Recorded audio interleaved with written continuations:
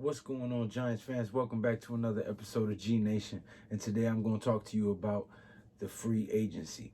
Okay, now that the draft is over, I've been seeing a lot of comments. I've been on quite a few live streams with other YouTubers.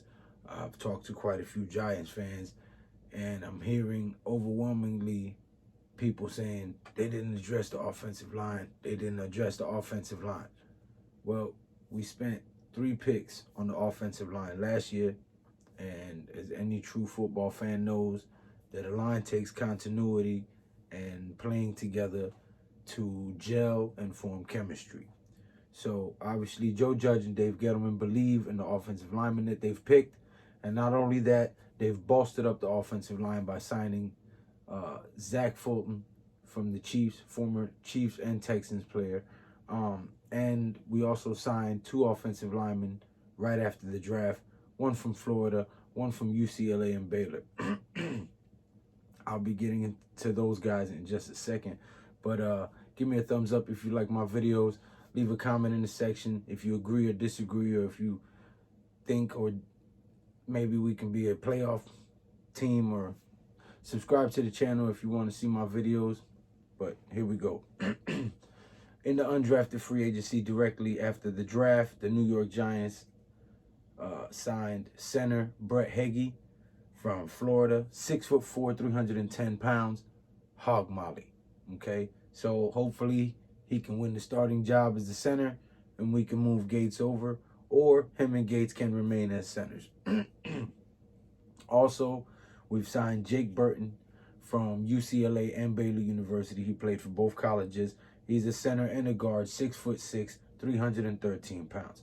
Hog molly. Okay, so we have signed 2 hog mollies fresh from college, young, hard players who will fight for a position on the offensive line. Okay, now a lot of people are going to say, why didn't we get one in the 1st, 2nd, or 3rd round? Well, Sean O'Hara was undrafted.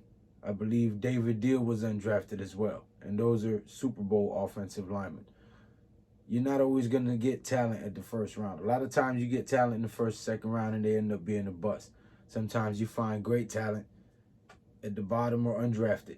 So it's all about coaching them up and using them to their strengths, playing them to their strengths, and scheming them to fit right. So I believe in Patrick Graham and Joe Judge. I believe in the defensive scheme. We were a top 10 defense last year. I believe we have the potential to be a top 3, maybe even the #1 defense in the NFL this year. We also addressed the cornerback position. And I know you're going to say, well, we had a lot of cornerbacks already. Yes, we do. But James Bradbury, I believe, was on a 3-year deal with a 2-year opt-out. And if he wants to walk, he can walk. If he gets offered more money somewhere else, he can do so if it benefits him. And Adoree Jackson is coming off a season where he had an injury. So, you know, you always want to have good players in positions like that, because this is a passing league. And so the addition of Aaron Robinson and Rodarius Williams is great picks, in my opinion.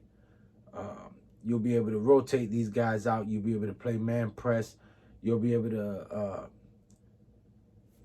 play man-on-man zone. It's a variety of things that you can do. You can play Rodarius Wilson at nickel. I mean, it's just, this is going to be a multifaceted defense, which is what Patrick Graham likes to do. And with the addition of Raymond Johnson as well, a defensive end who was undrafted, who we signed as well, who is 6'3", 270 pounds, who will come in and compete on the defensive line. So we've bolstered up the defense and did three pretty good undrafted free agent signings after the draft. So I'm looking forward to some good competition in the locker room. And we'll see how this plays out, because I believe the Giants are stacked. This team is stacked, and everybody is buying into Joe Judge's methods.